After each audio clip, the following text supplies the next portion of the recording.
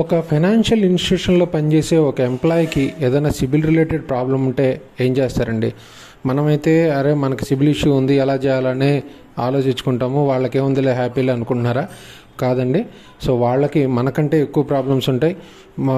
ఇప్పుడు నేను డిస్కస్ చేయబోయే వన్ ఆఫ్ ది ఫైల్ ఏంటి అని అంటే, మా క్లయింట్ ఆయన మేజర్ ఫైనాన్షియల్ ఇన్స్టిట్యూషన్లో పనిచేస్తున్నారు. సో ఆయన ఎంప్లాయ్మెంట్ కన్ఫర్మ్ అవగానే కంపెనీ నుంచి ఆయనకు ఒక మెయిల్ రావడం జరిగింది. సో మీకున్న ప్రీవియస్ డేట్స్ అంతా కూడా క్లియర్ చేసుకోవాలి, సిబిల్ అంతా కూడా క్లియర్ చేసుకోవాలి. లేదనంటే మీకు ఫర్దర్గా ఏ కైండ్ ఆఫ్ ప్రమోషన్స్కి కానీ ఇన్సెంటివ్స్కి కానీ వీటికి కూడా మీరు ఎలిజిబిలిటీ కాదు అని ఒక మెయిల్ పంపడం జరిగింది. ఇమ్మీడియట్గా ఆయన మన డాక్టర్ సిబిల్ని అప్రోచ్ అవటం.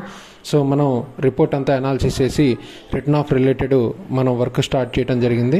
సో అదంతా వితిన్ 15 to 20 డేస్లో మనం రిటర్న్ ఆఫ్ అంతా క్లియర్ చేసిన తర్వాత ఆయన మళ్ళీ క్లియర్ అయిందని వాళ్ళ ఇన్స్టిట్యూషన్కి మెయిల్ పెట్టుకోవడం జరిగింది. So thereafter he is now eligible for all kind of promotions, incentives వీటన్నిటికి కూడా.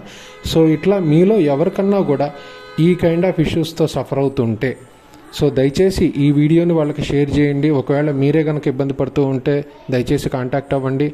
సో డాక్టర్ సిబిల్ని లైక్ చేయండి, షేర్ చేయండి, సబ్స్క్రైబ్ చేసుకోండి.